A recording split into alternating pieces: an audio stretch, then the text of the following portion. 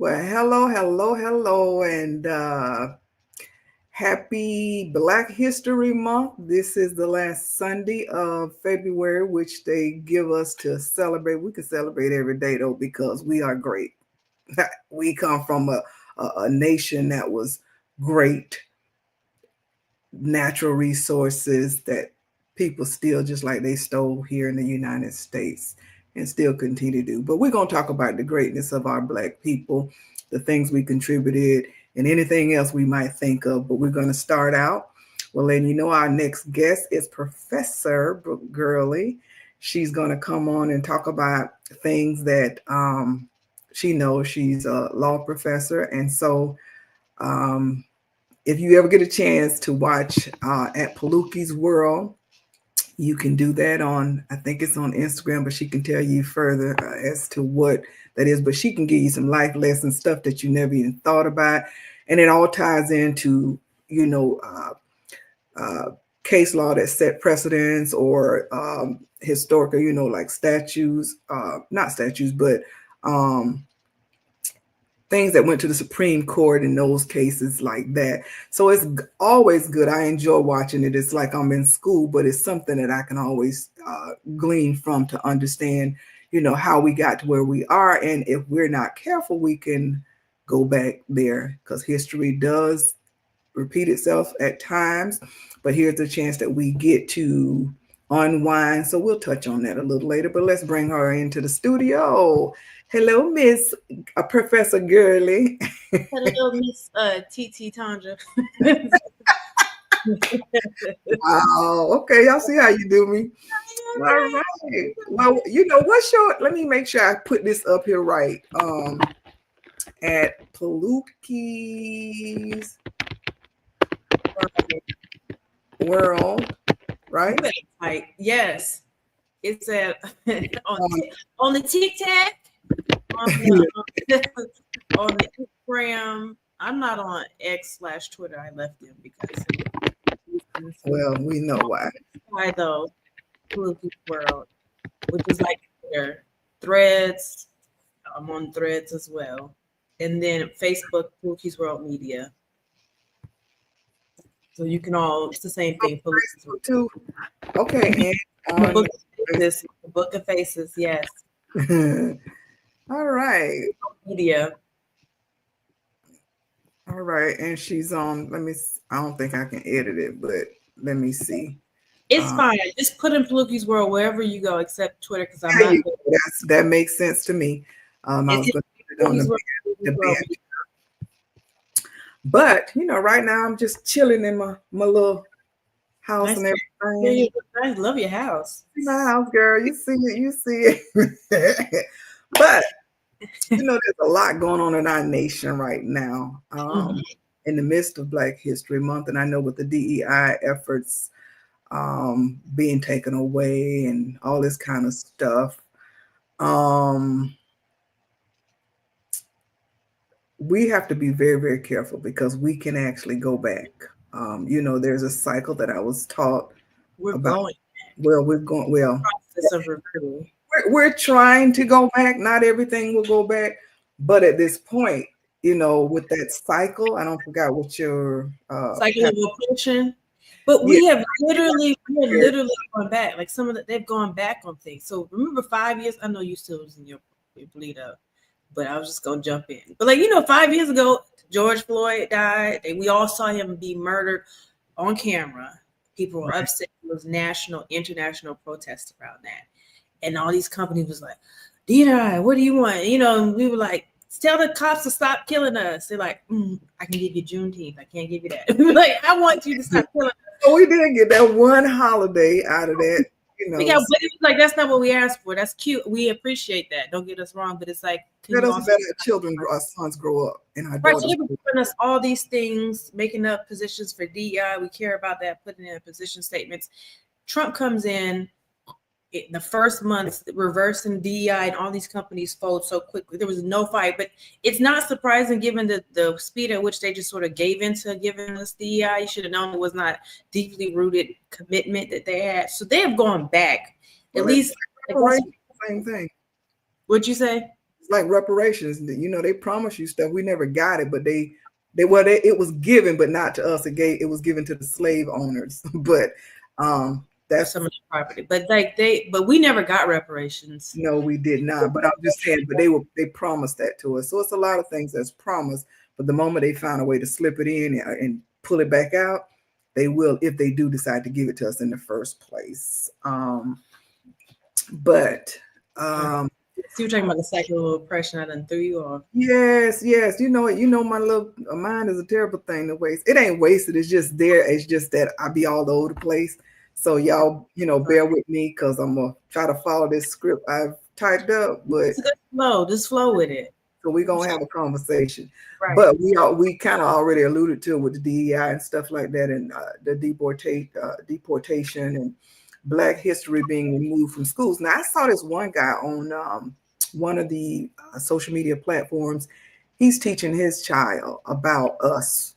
I mean, telling him who created this. You see this dustpan, this was created by a Black person, and he gives us a name and everything. So those are the things that we should be doing as parents, and when we come in contact with our own people, to do it. And that's kind of what I feel like you're doing with Paluki's World, kind of educating us on where we come from, how it got to that place, what they did to get to that place. And so the last one that I like was about interracial marriages and stuff. The last time I looked, which I haven't looked in a while, it was still on the books in one of the states. So that story was kind of, good to know that people had to fight to get what they wanted, and we still have to continue to fight. We can't just lay back and say, oh, because we got this, we're okay, So, but Black history is, like you say, on Paluki's World, 365 and sometimes 366. Yeah. So it's something that we have to celebrate every day. If we don't celebrate ourselves, it's like you as an individual. I have to love myself. If I don't love myself, nobody else will love me. They'll walk all of me and mistreat me. And that's kind of what is going on. They mistreat us because we allow it, because we know who we are. Right. If we weren't so valuable to this nation, they wouldn't be fighting so hard. They fight so hard to keep us from voting. Mm-hmm. They fight so hard for us to know our history. They fight so hard to keep us from getting positions and breaking the glass ceilings. And it's just so many different things that I know that they fight so hard for us to not do. But the genius inside of us keeps fighting. We don't die, we multiply. They try to kill us. I read an article the other day about one of the African leaders in one of the countries in Africa, the continent of Africa. And he was saying that they allowed them to come and practice medicine on them, but what they were doing was sterilizing the women so they couldn't have children, because they know that that's what we do. We multiply. And so it's unfortunate, but he said they can't come over there and do it again. And I forgot what his name was, but I thought that was sad. They've even had a situation here in the United States where they did that. They told the parents that they were doing something to the children. And doing them for something. In Alabama, there was a case that went up where they sterilized like a 12-year-old Black girl and her sister. Forgot the names. They did it for several people. That was their names were just put out. But that was a thing that they were doing. But they didn't understand. It's like God coming out of Egypt. Went in with 60, came out with millions. We don't die, we multiply. Mm-hmm.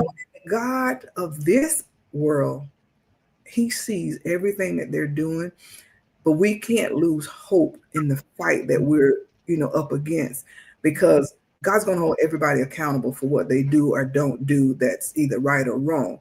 And so I take solace in knowing that I'm doing what I can do on my part. Now there's more I can do, but if you want to, you can help us elaborate and, tell us what we can do from a legal standpoint, Professor Gurley. I know one of the things that I think is the 14th Amendment, that back in the days when they did pass that, it was because the slaves were having children and they didn't want us to be citizens. So even though they were born here because they brought us here involuntarily, but we were here and they didn't want us to be citizens. So that's what 47 is trying to do, is take us back there. I don't even like to say his name because it's really his co-president that's doing all Yes, this. president who nobody voted for, who nobody, no elected body confirmed, but he has more power than anybody else in the government. He has access like nobody else. It's like, how is it that someone who is not elected or appointed and confirmed by a body that's been voted, Senate or the House, how does he have so much power? And he's not an American-born person. Right, right. Be the president under the Constitution, and yet you are actually as the co-president of the United States. He is an immigrant. Yeah, which is so ironic. It's like y'all first thing that y'all do is not you want to send all the immigrants out, and yet you have all of us immigrants. 40. Well, yes, everybody immigrant except the immigrants.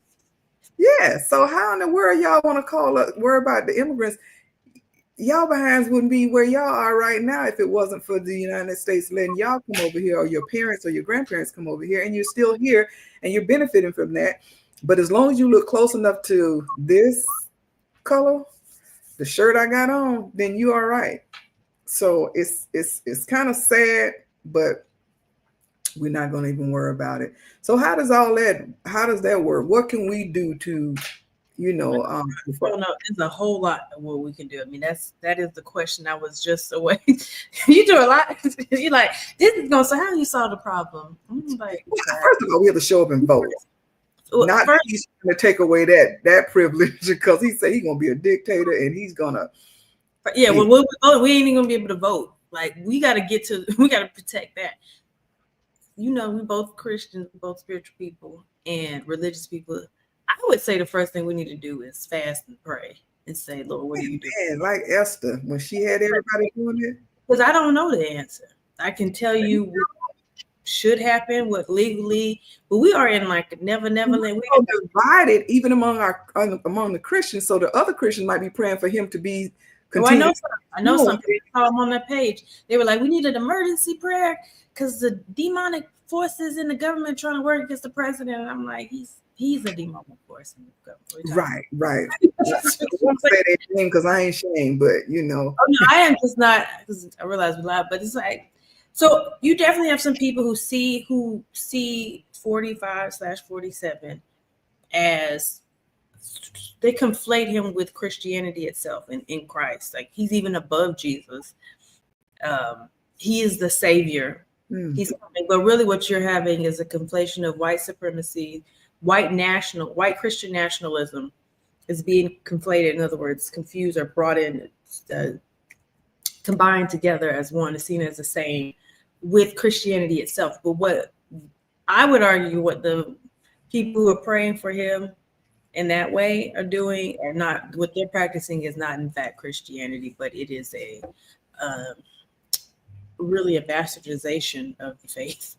And it's just like you are, and so it's just like that's not what Jesus. I was even looking at or reading a story from the NPR the other day where a pastor was reading Sermon on the Mount. Jesus, blessed are these, blessed are beatitudes. And afterwards, one of the parishioners in these churches was like, where'd you get those liberal talking points? You mean like, it's like, these are Jesus's words. What do you mean liberal talking points?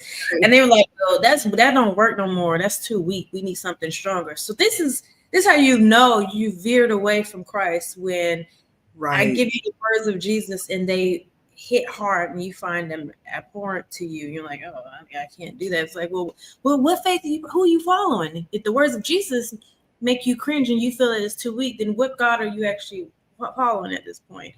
And so I think even though there's people who name the name of Christ, I think some of them are practicing a different faith, and it's just something totally separate from what we've been called to do, because we have been called to love people, to definitely look out for those foreigners in our midst. And you have straight up these Christians who are going for it saying, yo, get out of our country. He's like, Jesus said, I was hungry and you fed me. Meanwhile, this administration is you were hungry and we criminalized it.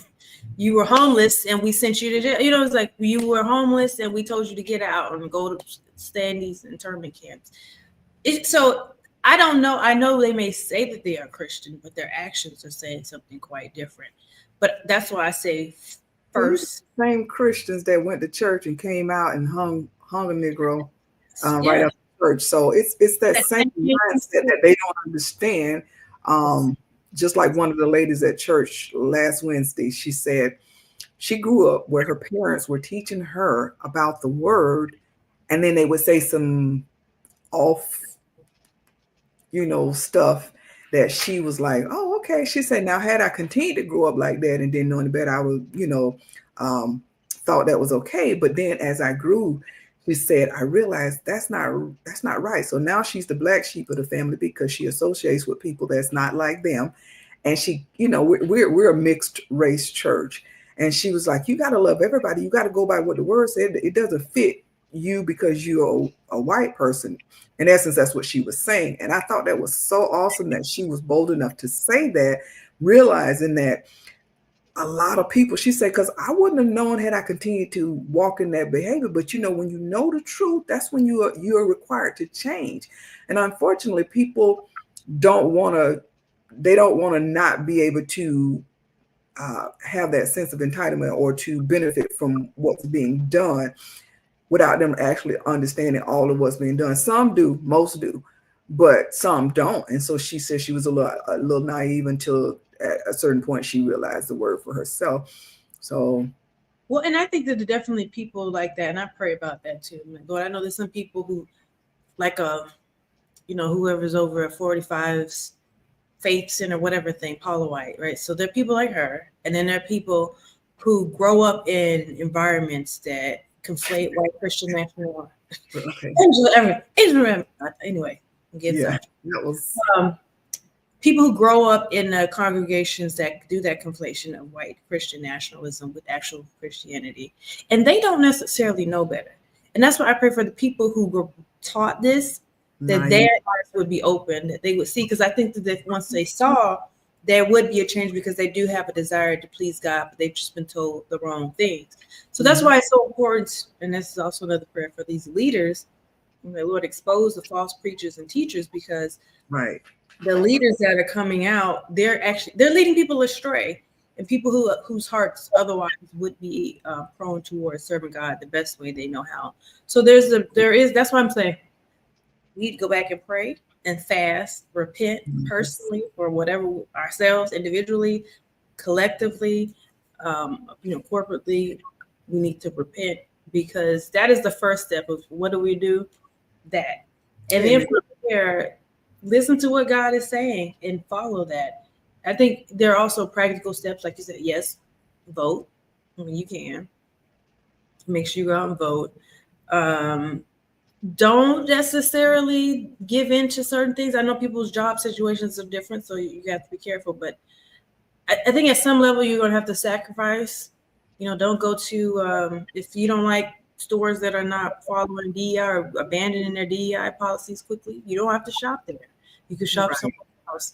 It may cost you more. It may take you longer to get across town to go get there. But you're gonna have to sacrifice, because otherwise they're just gonna keep rolling you over. It's like in the end, it's worth not losing your rights just because you were inconvenienced for a period, even maybe a long period. When you look at the Montgomery boycott, that was 18 months. They walked to work and walked back after working all those hours because they were like, we're not going to let y'all treat us this way. And that's key to having rights for ourselves. Not necessarily that they like you, but they care about that dollar, that green. So that's really what it boils down to. So when you start affecting their pocketbooks, then things also begin to change. But like you said, you have to make that sacrifice. I don't shop at those stores anymore.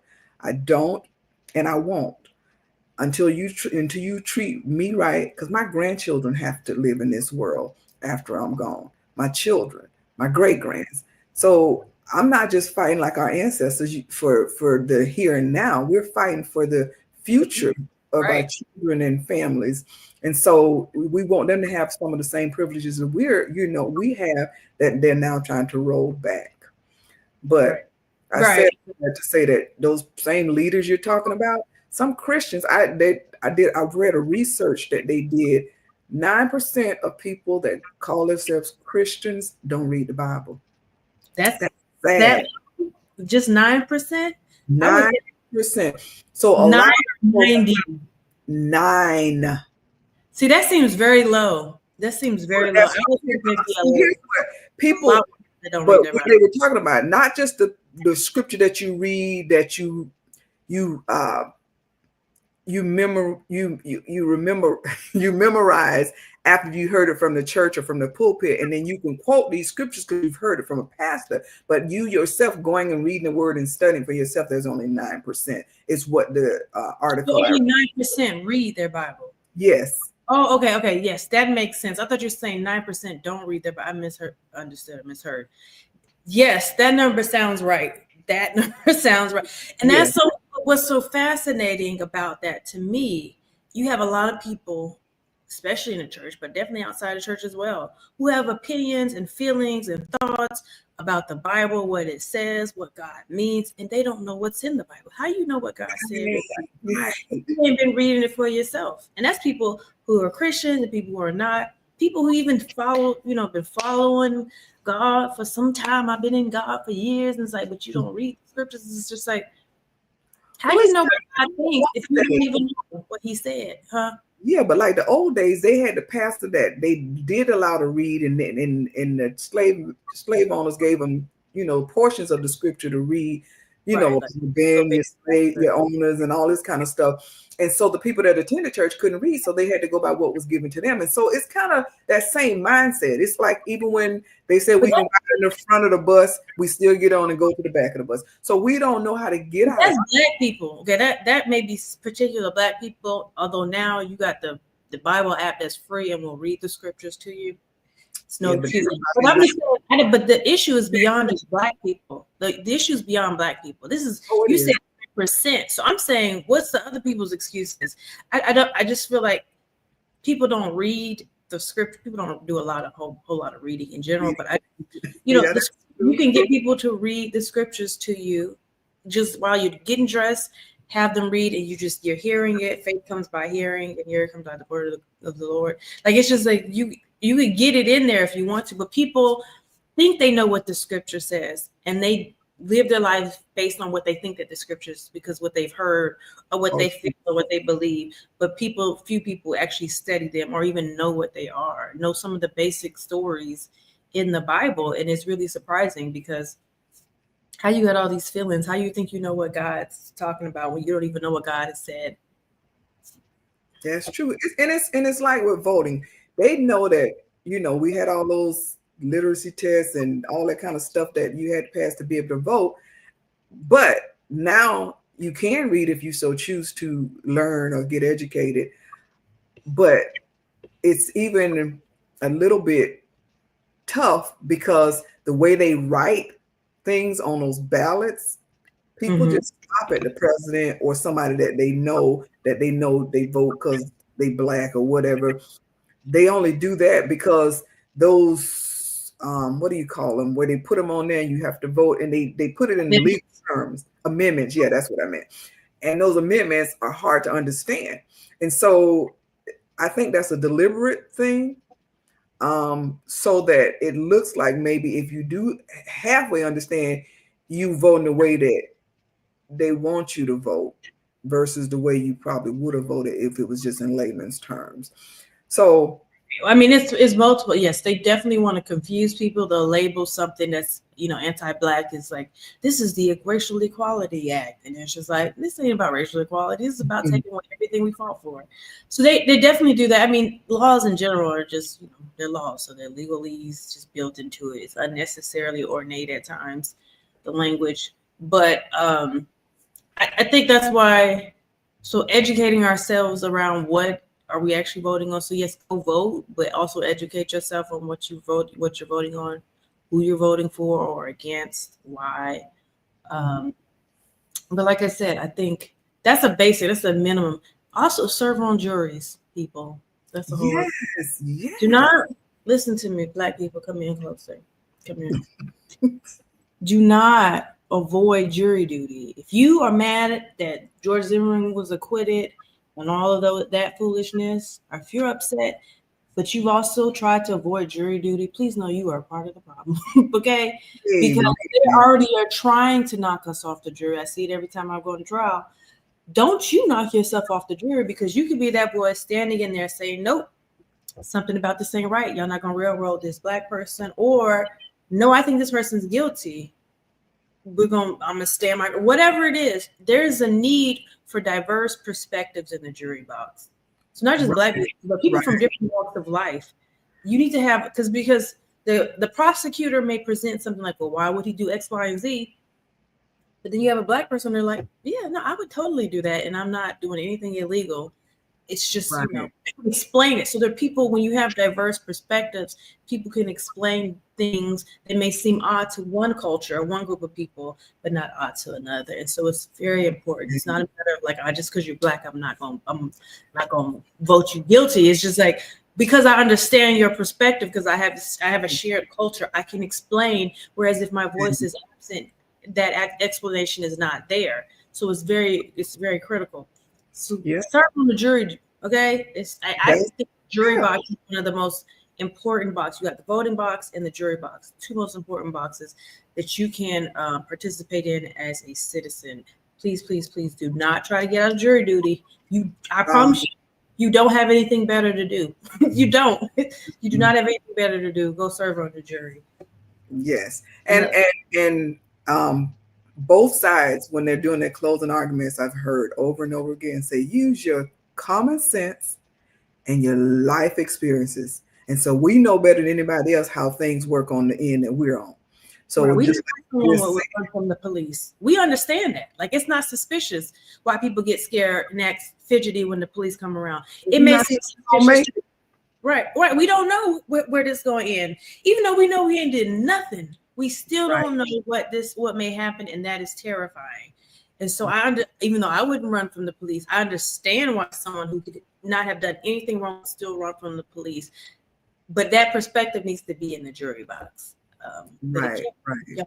Y'all trying to get You out. to get out of it. I used to do that when my kids were little. I used to use that excuse. But now, oh my God, I see how important it is to make sure that I'm on that jury if I can get there. But see, the difference though Uh-huh. is I used to get kicked off all the time because I used to work in law enforcement. So I used to get kicked off. I would But, definitely kick you off. even after I told them the last time, what did you say? I said I would definitely kick you off of the law enforcement. Yeah, but see, I'm saying that, but the last jury that I got picked for, I was shocked that I got picked as a juror, but I was happy. But then the judge saw right through it, and judge like, this man is not guilty, So the judge Oh, made the decision. that So was a I jail. passed down, left him in the jury booth, and walked on out. And so, but certain things are obvious, but people try to make a case out of anything as long as the other person is of our race. And that's what the case was, a black man who was a shade tree mechanic, doing work, and somebody wrote a check. And so writing that check, they were saying that he was in on the person that wrote the check, stole it from somebody in another whole nother city down south. And I mean, like, I don't know, I just, took the check. So You paid me. I thought I could cash it. yeah, so he wasn't trying to do nothing but The prosecutor should have known better, right? Like, the prosecutor should have been able to see this is not some. I got too many other things to do rather than try to prosecute this case. girl, But but they didn't. you should have heard him and how he was making this man be, And then he says, I forgot what he said, but the judge, when he said, it's like, I'm sorry. I appreciate your time coming out, but we all would have been able to see through that. You know what I'm saying? So I'm glad And the prosecutor can too, but prosecutors get caught up on winning. But that's a whole other thing. We get on a whole another story. So I just want to say that, make sure you go out and vote. That's one thing. With what's going on now in politics, also make sure you serve on jury. When they call you for jury duty, don't try to get out of it. Go there, show up, be alert, make arrangements, whatever you got to do, but make sure it's a possibility that you could be on that jury panel.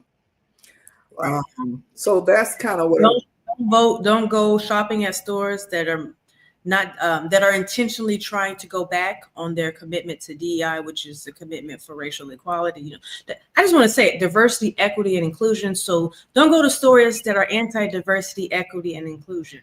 Right. What is that? That's only going to hurt us in the long run. Don't spend money and empower people economically who are okay with with mistreating you, right? So who are all about inequality and the lack of inclusion. So I don't spend your money there. But first and foremost, pray and fast. Where my host going? Where my host?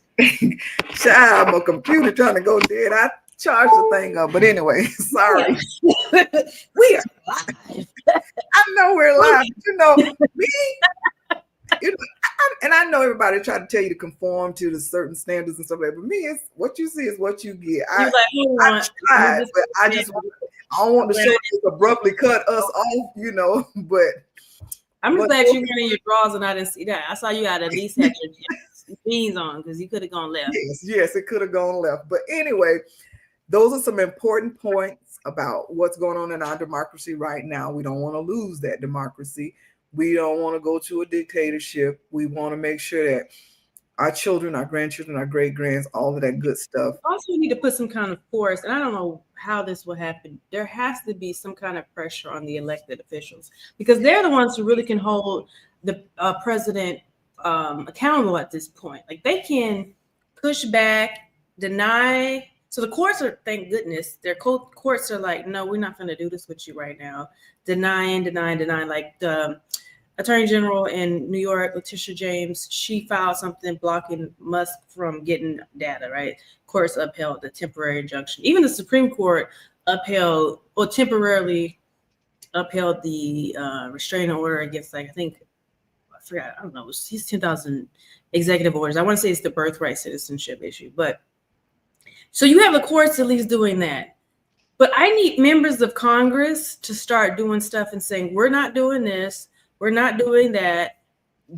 Tell Musk to sit his behind down. Like they can do things. They can back and say, we're not doing this. We're not going along with you. But they're just, everybody's afraid. Well, the Republicans seem afraid, so they fall in line.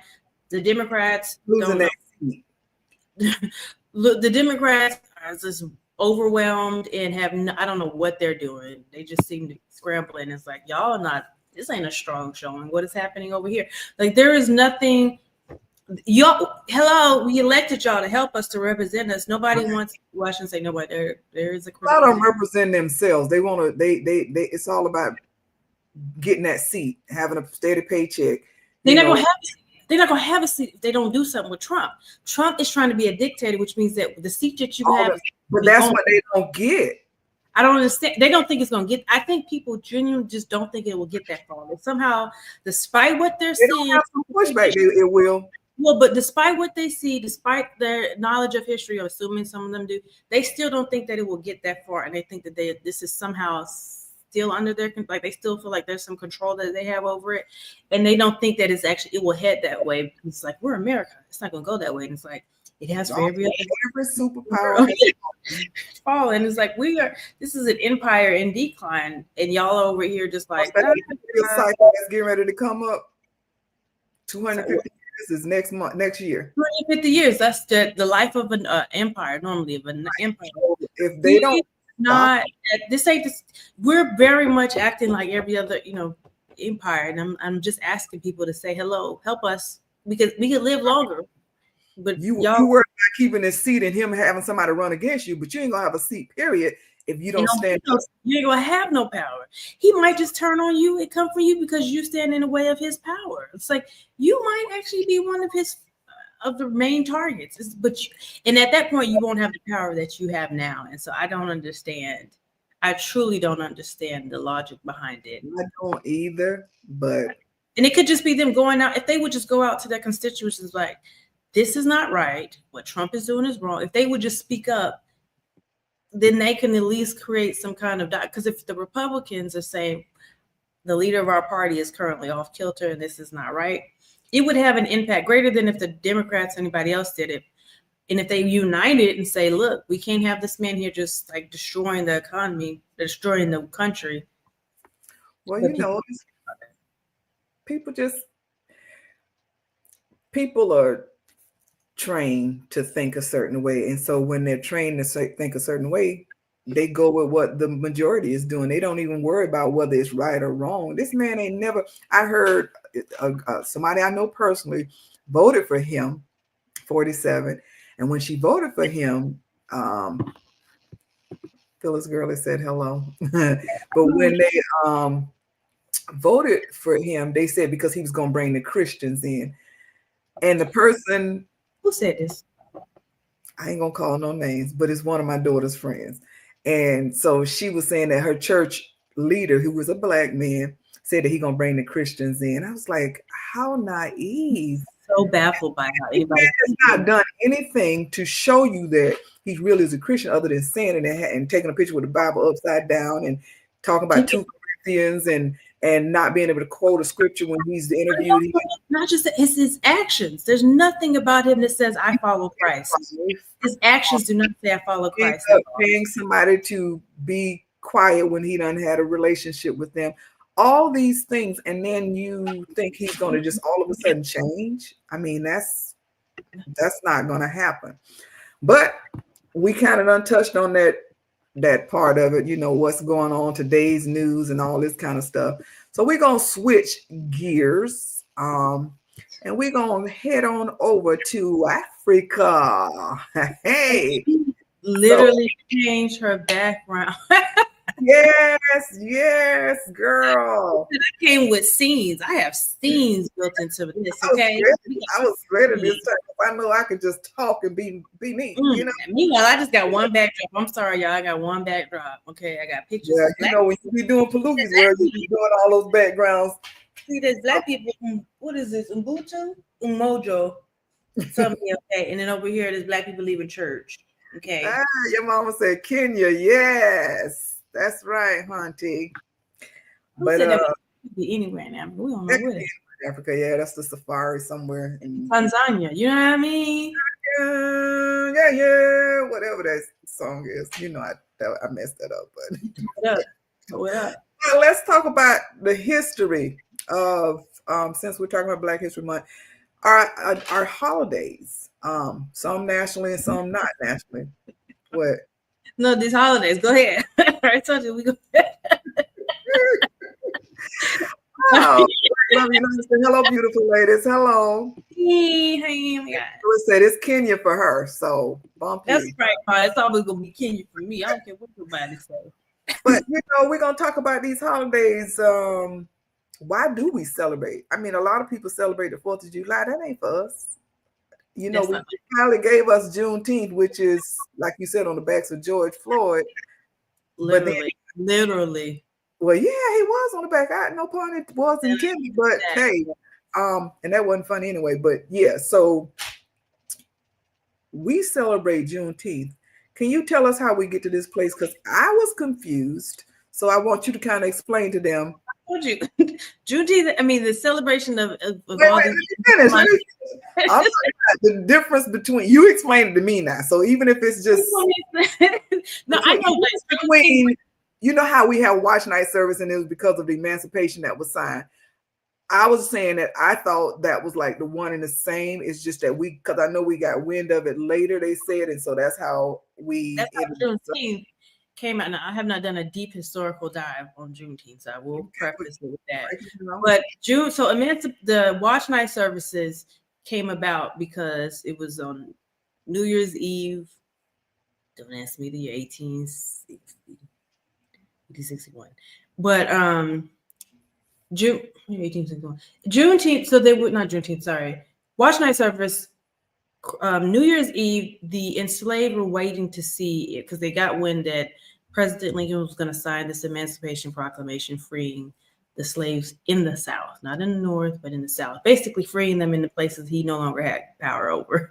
Anyway. Like Brooke does not specialize on God specializes. My baby like that. Okay, it's true. I specialize on it, so I'm gonna give you this. And but I lost my. So that's watch night, which we didn't know for the longest growing up, right? We just thought New Year's Eve, black people, we're gonna be at church. We're gonna be at church bringing. I don't think one time I was not at church, and I was during the Ponderosa, also was the pandemic. That was the only time I was not at church for watch night service. So that was the whole thing, and now it became a celebration that we lose the meaning. Juneteenth was very specific to, I forgot the city in Texas. Maybe y'all was there. Where they got news of the emancipation years later. In other words, they didn't know that they were free because people ain't trying to tell people about their liberation, and so they found out, and then they celebrated years later with the celebration of Juneteenth. That's what I said. I know that part, but again, the particulars and the deep dive, I have not done. I can give you. What did you take? Girl, I'm trying to find you saying you wanted to know. And you said in Texas, right? Yeah, I think it's Galveston. Yeah, it was Galveston and Baytown.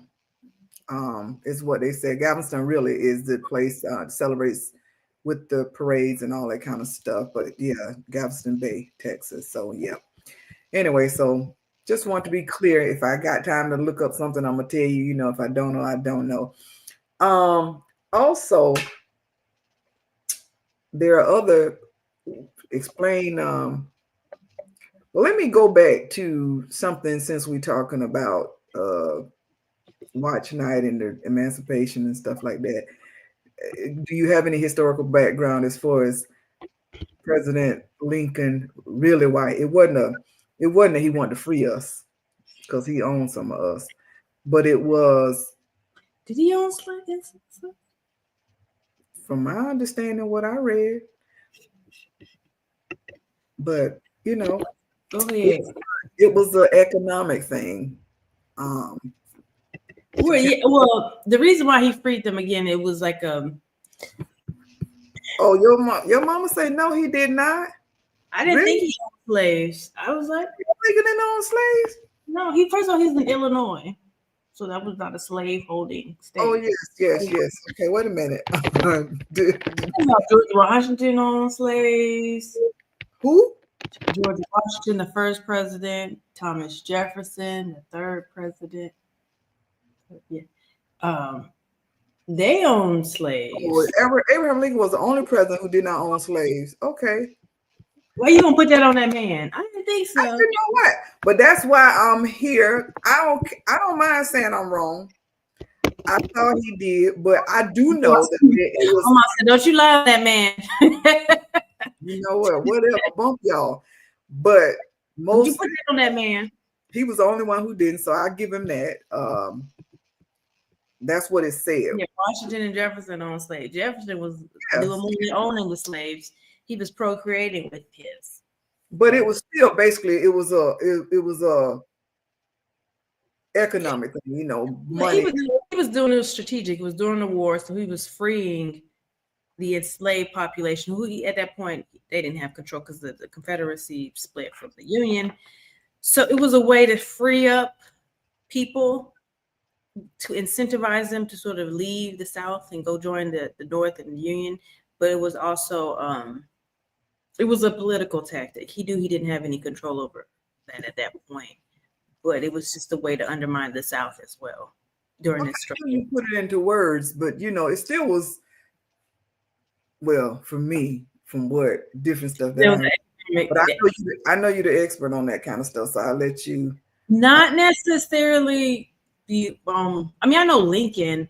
I know more like Reconstruction era and the laws that came out of that in that period, and then also like Dred Scott and how the 14th Amendment is addressing what happened in Dred Scott and stuff like that. But yeah, no, it was more of a, like I said, a political tactic at that point. Yeah, that's what I meant to say. Exactly. You bring it on in, and then we talked about the 14th Amendment. Why you didn't say 14th Amendment? If I only say you was throwing out stuff. You was on a roll. You was going, then you 14th Amendment. I was like, oh, I'm ready to jump in, and then you went and rolled it over, and then you were like, so, and then when you finally asked the question, was like, what do we do to solve the problem? And I was like, well, let's back up then. Let's back up and go and talk about that. Yeah. The 14th Amendment. We'll go back to the holidays, but go ahead and talk about the 14th We can do Amendment. the holiday. We can let the holidays celebrate themselves. Kwanzaa, all of them. I ain't never. I What want is to celebrate what Kwanzaa, but is Kwanzaa? That's sad, but what is it? I, I've never celebrated Kwanzaa. black holiday that people celebrate around Right, Christmas time, right? right. To highlight different principles and ideas, and like each day has its own dedicated word and purpose, and you commemorate it. I haven't, like I said, I have not celebrated. I would like to, like maybe starting this year, or definitely whenever I have kids, to celebrate with them to their Black history. I think, as a matter of fact, one of these words here, mojo, is one of the words that they have during Kwanzaa. So that's the degree. I'll get back with you later once I start celebrating it. All right, well, so and the other one I got is MLK. We know how that came about. Yes. His wife worked very hard to get him that holiday. Yes, They yes. assassinated him. So, all right, well, we gonna miss all that, And then I told you I sent you some stuff about Emancipation Day. You said you didn't even know. I didn't know either until I started doing a little research. But tell us what is Emancipation Day? Well, I ain't gonna tell you what it is, but that's the day we were supposed to be set free. But what it is. Because I'm saying that's the day on paper, that's when we were set free, but in actuality, we weren't. We weren't set free. Well, anyway, freedom costs, but it also was in theory, it wasn't like someday real time kind of thing, is what I'll say. You might want to do it. Who is Work Corey? I don't know who Work Corey is, but I don't know that. Oh, Coretta. That's what she was saying. Work Coretta. Yeah, you bet. Well, Coretta said, y'all gonna give my man his holiday. Yes. She's talking about ignore, but too late. I don't put it up there.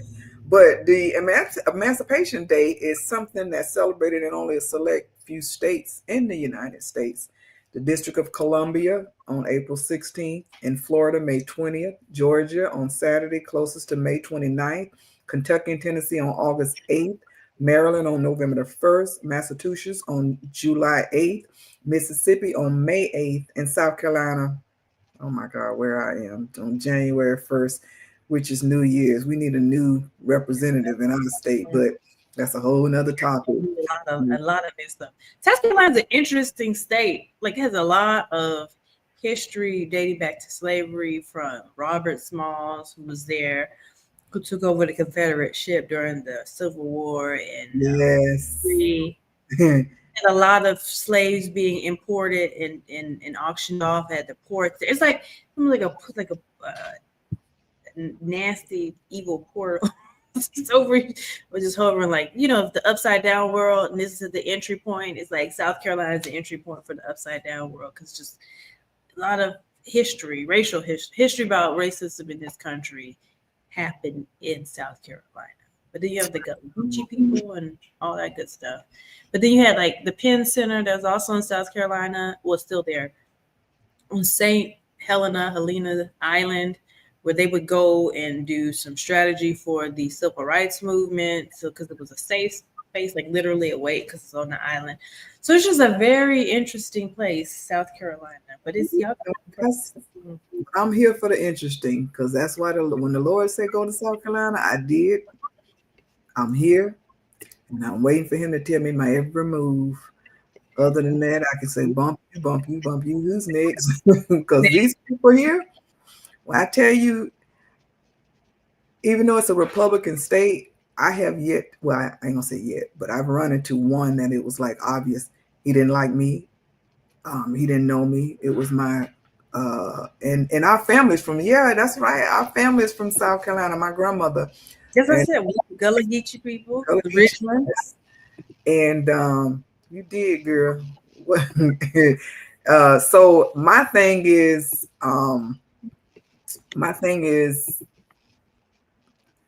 there's something brewing. I was just talking to somebody yesterday, and they were saying that it's something about, oh no, actually today after church, the young lady, she said she was from the Spartanburg area, but not necessarily Spartanburg. And she said, I just moved back here like 3 years ago. She said, but I've run into people where a lot of people are saying God told them to move here and they're doing it. She said, so I'm amazed as what's getting ready to happen. I said, oh, something happening. I said, now, you do the numbers. When I first got here to research, it was like 49.8% white and 49.4% blacks. Now the numbers have gone down for the blacks. So some people are moving out, I guess, so it's not so even. But the thing I will say, going back to what I tried to start saying, but the people here are friendly. The people I've run across, they don't mind speaking up and saying what they want to say about, whether you shouldn't have got the shot and all this kind of stuff. There's some issues that they discuss, but they don't treat you any different. And that's what I've come across, run across, that I love. You know what I'm saying? Because in Florida, if you don't agree, there's so much tension there. You just such and such and such, and then these people start talking, families break up, and it could be happening here. I just have not run across anybody that's happened to, where everybody's been pretty nice. We have a mixture of people in church. I don't agree with everything that's being said, but I take what I need to feed and nourish my body, and I keep it moving because I read the Bible for myself, so I know what lines up with the word and what doesn't. And so for me, that's the part that I love. So whether they celebrate it on January or not, it's a new year for me. I done made it another year. Thank you, Jesus, especially after having a heart attack. So I don't care about that emancipation being on the first in South Carolina. I'm happy every day when God bless me to wake up. Every day. So we can sing. Come on, sing Black Love. It's a new season. It's a new day. Yes, honey, that new day is New Year's for me. It ain't no Emancipation Day. I'm free in my mind because the Bible says, "He who the Son set free is free indeed." Come on, preach. You gonna be your own amen corner. You can't. That's my job. Okay, that's my job. I just had to throw that in there because we went from emancipation to Lincoln not having slaves to now you're doing a sermon that you doing that. I ain't doing a sermon that. I just say I'm free. And you gave yourself an amen. Was there, but it's a matter of your mindset. And well, there's that. There is the freedom of like being free within yourself, and then there's like literal freedom under the law.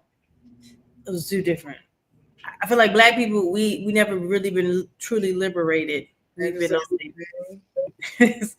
we've only been partial. So we will now collect the offering.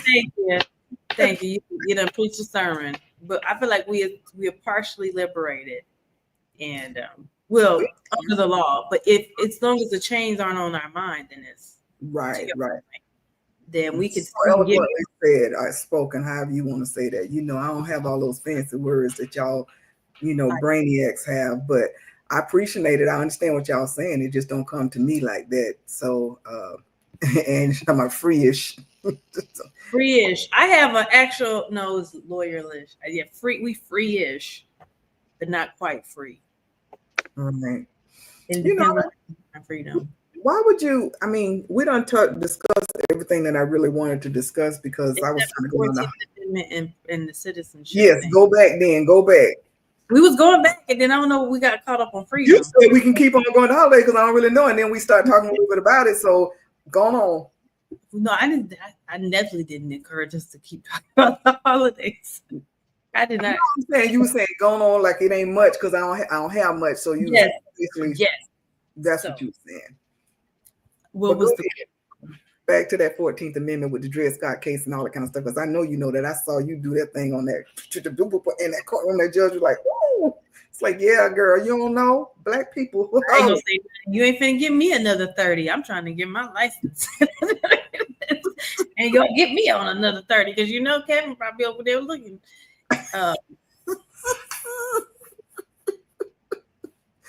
Oh Jesus! Anyway, before you go into that Dred Scott, why is it? And I know it. I'm trying to get there, but every time you say something, it just triggers me. And why is it? Do you think people are so intimidated with us as a people? or I ain't gonna say they're afraid of us as a people. because they see something in us that maybe we don't see in ourselves. The Right. power, like the creativity, we really um, shape the way we shape culture and the influence that we have. People try to mock it, they take it and try to run with it, and that's the whole point. Of like they not like us. That song, right? Yeah, that was very Well, real. we take what we do and try to imitate it, but you're not like us, and so it's not gonna look the same. Um, I think at the deep level there is some deep, or on the deeper level there's admiration there, and They know chosen people. well, there's an admiration there. There's also a sense of I can exploit this. These are strong people. Like literally, that's why they brought us over. It's like y'all not gonna die like these other people. We're gonna exploit you for labor, and then we realize, oh, you actually have culture and all that. So I think they see us on a level that perhaps sometimes we don't see ourselves because Mm-hmm. they've been intentional about telling us we ain't nothing. But meanwhile, Right. they know that the opposite is the truth. So If you tell a person something long enough, they tend to believe it. So until we all realize that we are somebody and we are powerful, um, then that's when we really come alive. All of us says it's envy. But right, one of the things my grandfather said, he used to say that they used to come and watch to see them after they done worked in the fields and done everything they were supposed to do, sit back and have fun. We don't let stuff hold us down. We're going to have fun regardless. And that's one of the things about our culture. If I can go back to the movie Bringing Down the House with Queen Latifah and Steve Martin, and he was like, oh my. It's massacre on the sellers tomorrow. That yeah.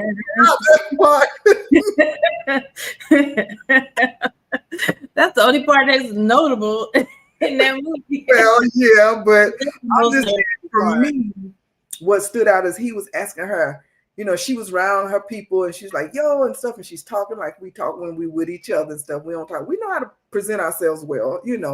And so when he was like, why you gotta talk and act like that? I heard you talking. She said, cause I'm on basically I'm on business. How they say that it's how you say I'm on You business? know business. I'm standing on business. That's it.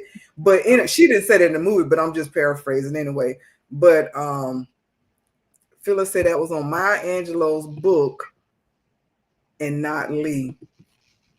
Okay, I'm messing up everything. I'm mixing up, but you ain't got to put me out there like that. But anyway, no. But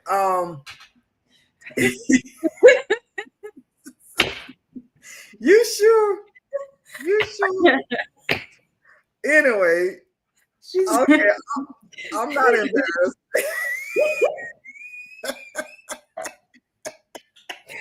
the fact that you read it and you brought it up to the screen instead of just having it as an internal note. But anyway, it's one of those things that I don't even know where I was because of your mama trying to me on national YouTube.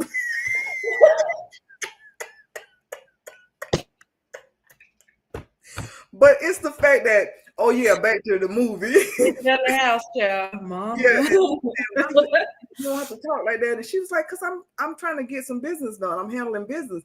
But when I'm around my people, I want to be relaxed and be myself. And she's like, you need to loosen up. And I think that's what it is because people are so engaged in with each other as far as being the best, having the most money, having the most things. They're not really concerned about people as a whole. And we just love on ourselves until we came over here. And then they taught us how to be divisive and house nigga, feel nigga kind of thing. And they just put that in us to divide us. But that came from raping our ancestors. And then they know that's their child and put them in the house instead of I'm making up my own little stuff. But that is true. They were raped. That is true. It's true. But anyway, I'm not laughing at that because that's terrible. it's terrible. You got me over here laughing and like. But it's even now that we are desired, but they don't want people to know that. So now you see so many interracial couples, it's a beautiful thing when y'all let love be love as far as God is concerned, and the way He made us. But anyway, I kind of digress. But so, okay, Angie, you're not gonna join in and try to mess me up too. Telling I'm making up everything. I ain't making up. You got Ooh, me, child. huh? I said, But ooh, child. child is right. But it's one of those things that it's people see stuff in you and they want you to act the way they want you to act, and then what they want to take from you, they steal. Including Land, you. culture, Including you. yeah, They yeah, literally stole you yeah. from Amber. They're like, we're just gonna take this, take a little of this, I'm gonna take you and your mama. Right, right. Excuse me. So,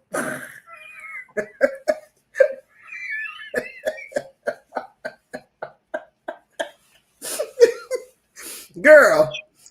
Anyway,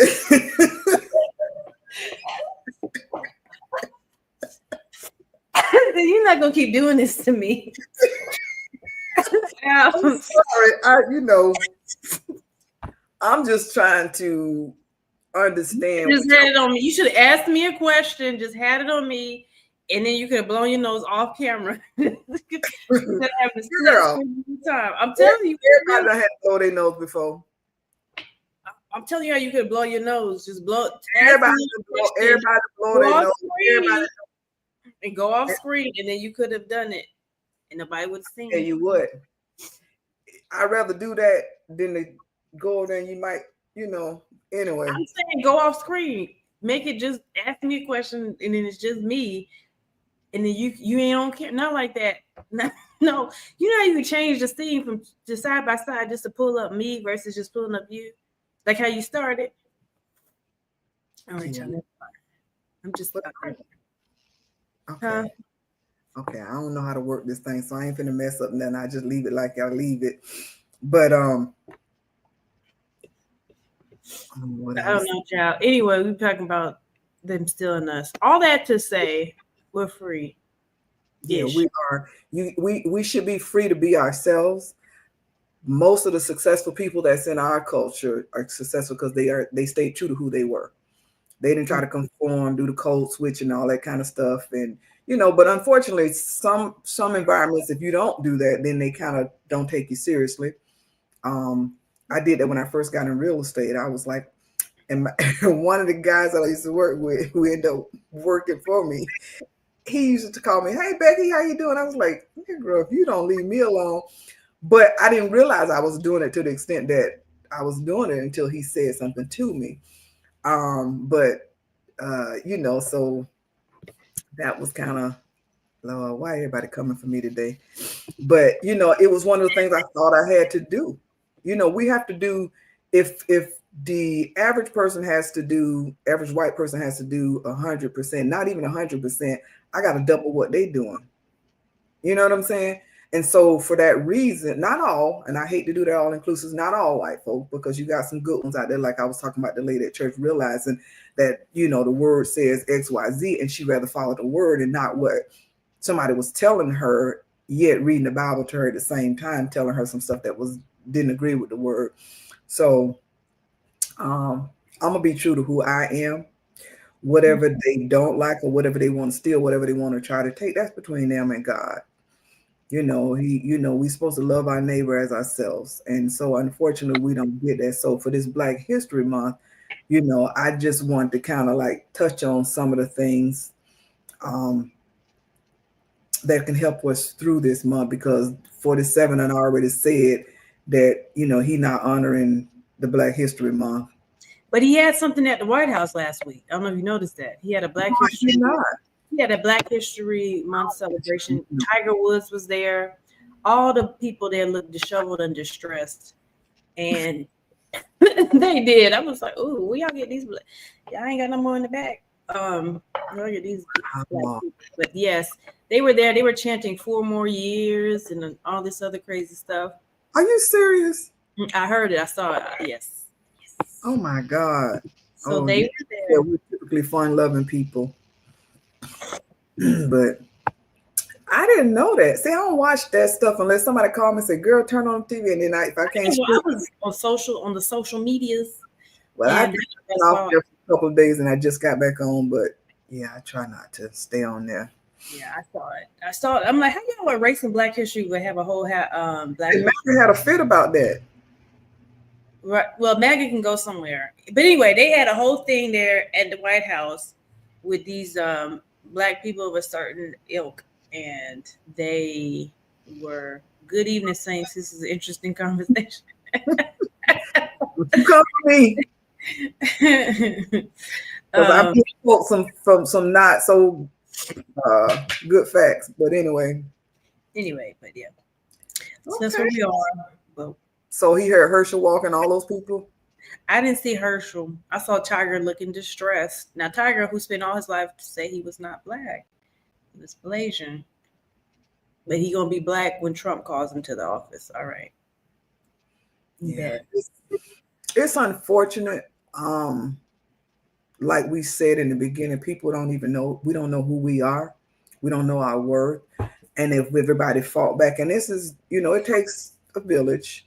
But it's you got so many the people that are divided within our race that it's hard to kind of come together. But we still have to keep fighting and doing what we can do, because you got some that's just they love it because and then and I heard when he was 45, one of the guys, he was offering black folk money to come out and be a part of him in some kind of way, kind of like a photo op type thing to make people think one way. And so like 50 Cent said, all money ain't good money when he offered it to him and he didn't show up, so he knew that was a photo op. Somebody should have told that to Snoop and Nelly because they didn't get that But memo. they didn't get the memo. They got the memo because he had a video out and Elon, he took it and played it and reposted it. Um, and I forgot what he said with that, but it's just sad that it's all about the dollar. No matter what, it's really about the dollar. It's about the dollar with them. It's about the dollar with us. um, People do have a choice. They can make whatever choice they want to vote for whomever. But if it's about your interest, you're going to be affected just as much as anybody else. So don't think that you got money that it's not going to affect you when and if they go back to certain things.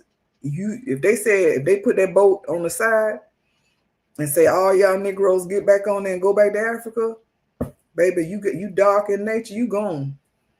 I ain't going nowhere. All right, you better say it. It's gonna be a fight. So I'm gonna say some people in the anyway. That wouldn't. I mean, they could try that, but I'm just saying there would be a lot. There would be people. A lot of people would be like, "Let me just get on this boat and let me not struggle." And then there would be people like me who like, "Time to strategize a counter operation." Can't tell you all I'm gonna do, but I'm just telling you I'm not getting on this boat willingly. You're gonna drag my behind on this boat. Well, that's what they did when they took people from Africa. Remember, And that's how it's gonna have to be again. yeah, slave castles. They did that. They put those people on their door, no return, and they took them on. And some people actually jumped off the boat, say, "Hey, look, I ain't going over there with you." And I'd be like, what we not finna do is this, whatever with y'all. Which is, and we could probably, I can give a book recommendation if you want to kind of wrap up. That reminds me of the story Space Traders by Derek Bell. So everybody talking about critical race theory. Huh? What's the name of the book? Well, the name of the essay is Space Traders. It's in the book by Derek Bell called Faces at the Bottom of the Well. It's the last essay in that book. Everyone's talking about critical race theory. Oh my gosh, it's about being anti-white or whatever, which is not. Critical race theory is something that's taught in law school. They don't teach it in elementary. They don't teach it in high school. They don't really even teach it in college. It's a law school. I found out about it when I was in law school. And one of the foundational texts for that critical race theory is the essay Space Traders. And what the story is, what the story is about is that it's in the future. Now it's actually will be in the past because I think it was supposed to take place in 2010 because it was from 1990s. The American economy is trash. The environment's trash, basically like we are now. And these aliens come from outside and was like, we have this machine that will clean up your environment. We have this gold that will get y'all out of dead America. All y'all got to do is give us all your black people. We'll give you 3 days to think about it. And so the story unfolds then with you see behind the scenes these conversations that different sectors are having about the benefits and the downside of getting rid of all the black people. And so you see, in other words, you see how race and racism helps the American economy and how it helps the structure. So you have like these big corporations like, we can't get rid of all these black people. You know, rich people like, we can't get, who else are we going to blame when we're the ones still rich and the poor white people are still poor? We need somebody to point to be like, yeah, blame the black people. So you just see some of these dynamics, but it's done in the form of an essay with some real statistical information. Now it's outdated because it's from the 90s, but it's a very important, that's kind of, that hints at what critical racism is about, which is there's racism is built into the structure of American society. Now, apparently this administration thinks that's a lie, but it's the truth. It's built to the foundation of society. It needs racism in order to thrive. Like it needs that in order for the rich to have an excuse for why they're super rich. It's not because we are gaming the system. It's because those people over there are the ones that are taken from you. So anyway, Faces at the Bottom of the Well. The whole book is great, but if you can't read the whole thing, read the last essay, which is Space Traders. It's a story. It's not convoluted, it's just a story, but it explains how racism functions and benefits different sectors of society. Okay. Mm-hmm. That's interesting. So it's kind of like you saying they need us, but it's like the immigrants too. They need them. When they don't do the work, who else gonna go in there and go do it? Right. But So, then you have other members of society that think that well, no, we got to get rid of black people because they're doing all this crime. But the people who've been buying into the lies about black people are the ones who are having the conversations like, yes, get rid of them.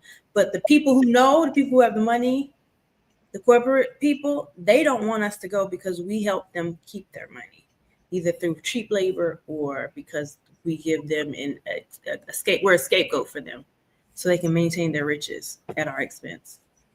kind of like a part of what's built into some of those amendments where where you can't vote and they put you in jail so that you take away your rights, and then they pay them like 35 cents an hour kind of thing.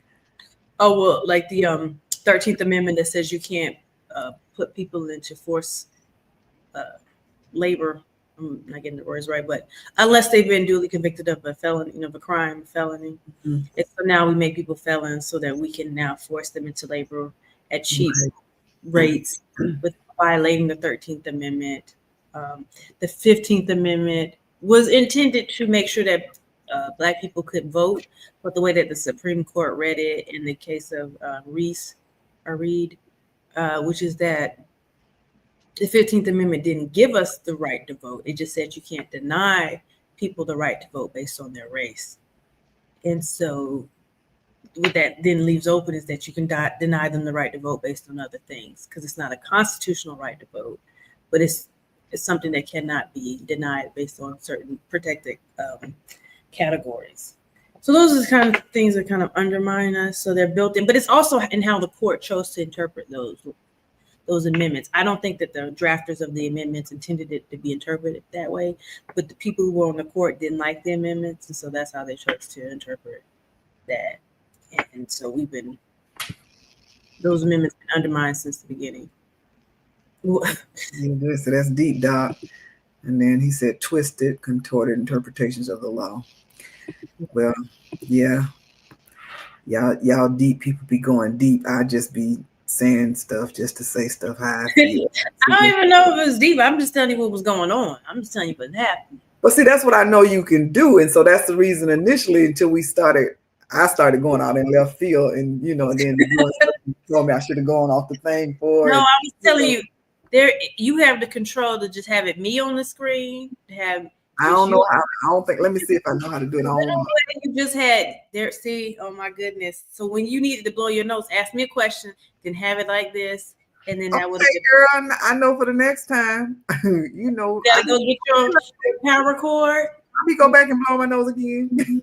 Exactly. Just make sure you mute yourself so we don't hear you when you're blowing But your no, I nose. ain't blowing my nose. I just want to make sure nothing is showing anyway. But I thank you so much for your time. I thank you for the information. I thank you for the laughs. Your family got your back, honey. They don't care about embarrassing me, but it's all good. You But my family. What you talking about, Chad? We all family. We yeah, family. I know, and I just said we all family, but I don't care though. I don't. If it would have been, if you would call me like 7, 8 years ago, I'd have been crying and then click the thing off and been gone. I'm keeping it 100. That You was me. right. You right. We praise God for growth. Yes, because I tell you what, I don't. People don't. People don't have a heaven and hell to put me in. I'm gonna say something. I'm a little uncomfortable with certain things that I might go with the flow.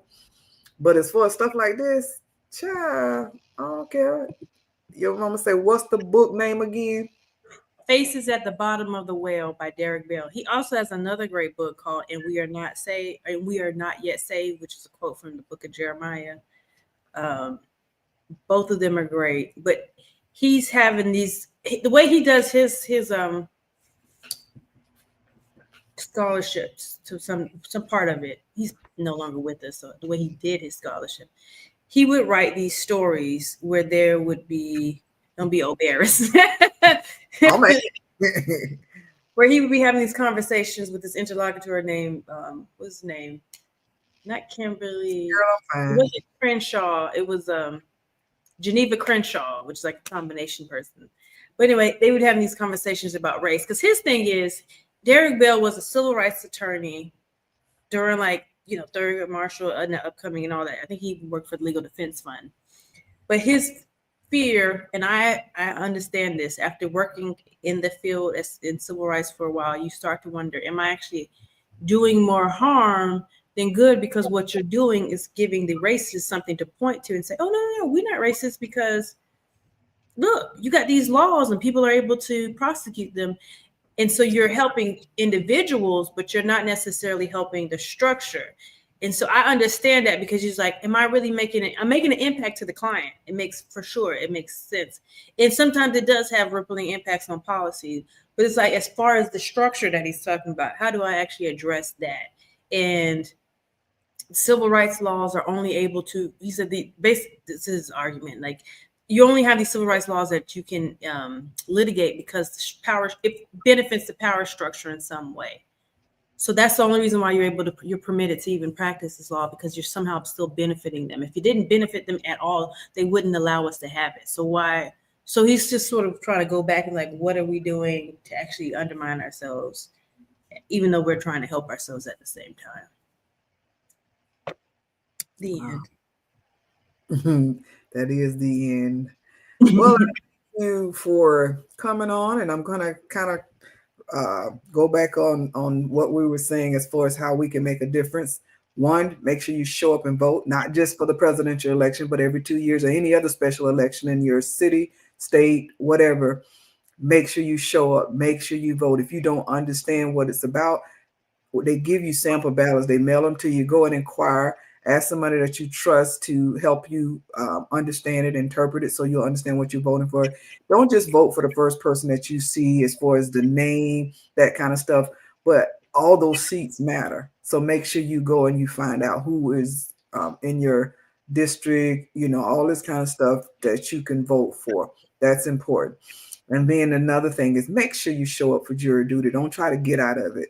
If they say it's a jury of your peers and you don't show up, and then they come out with a decision that's not the way you thought it should based on the facts that you know of, then hey, you can't say that you tried to help. You can't blame the system. The system is you. So show up. Try to get on these jury panels if you can. Listen to the information. Don't just vote because the person's black. If a person's guilty, they're guilty. If they're not, they're not. But it also tells you, I done heard prosecutors and defense attorneys both say, use your common sense and your life experiences. So we know how things work in our neighborhoods. We know how we function and how we do things. So that's also a part of, weighing the evidence. And so that's what you need to make sure you show up for and not try to get out of it. You got time when you get that mail that's saying, hey, you've been selected for jury duty. You got time to make arrangements to get a babysitter. You got time to get time off work or whatever, because they do pay you in certain, not all, but certain companies that you work for. If they're big enough, they have that incorporated in their policies so that you can do it. At least I know the one I used to work for. um, and another thing is, start contacting your state senators, your congressmen and women, about issues that you're concerned about. They don't understand that in this time, in this season, it's important to make sure that your voice is heard through that person that represents your um, jurisdiction, so that when come time to vote, then they're going to vote in the way of the people at large, what they want. And they don't realize, if they don't stand up now, they might not have a seat to be sitting in to get paid for it. I ain't worried about nobody running against you. You might not have a seat, period, and nobody will run for that seat. So show up, make your voices heard. Don't try to get out of jury duty, and treat your neighbor as yourself. We all were created equal. And even though that's said in certain parts of our Constitution, I believe it is. And so nobody don't quote me wrong, but I'm talking about the Bible, because this is a platform where we use our voice to, say, love your neighbor as yourself. So if that's the case, yeah, and if that's the case, you can't argue with that. Now you can try to interpret it however you want to, but I know I wouldn't mistreat myself. So how dare I say I'm going to mistreat somebody else? We all trying to thrive for the same thing, for our voices to be heard, to love our families, to take care of our families, and to be treated with respect. So if you are one of those people, because I heard, there are different types of Christians, some that just say, hey, I love God, I know there's a God, but you live in any kind of way, that's between you and God. But there's those that go to church, believe everything they pastors say, don't take the time to read the word for themselves, so they don't know how to go against what's being said if it's incorrect based on the Bible. So get in your word, study, and know for yourself. And then there's those Christians that know the word, and they ain't going for that other stuff. They ain't going for the okie doke. You got to know what God is telling you. You got to create a prayer life. Like she said in the beginning, we got to pray, we got to fast, because that's how things change. When Esther went before the king, what did she do? She said, hey, she ain't tell them just to fast. She said, okay, for the next 3 days, day and night. She specified. Don't be trying to say I'm doing 12 hours, I'm doing 6 hours. She said, for the next 72 hours, day and night, I need y'all to fast and pray, because if I go in there and I die, it ain't because I didn't try and I didn't have people support me. So, but if it's meant to be, and y'all fasting and praying, I know God's going to intervene. And that's what we need to happen right now in this United States of America. It ain't impossible. We don't have to go back because the cycle says that, this is what normally happens. But see, what God is not a normally. God does what he wants to do when he wants to do it. That's just my 2 cents for change. Until next time, be blessed and enjoy the rest of your day. Holla. Bye, y'all. Bye.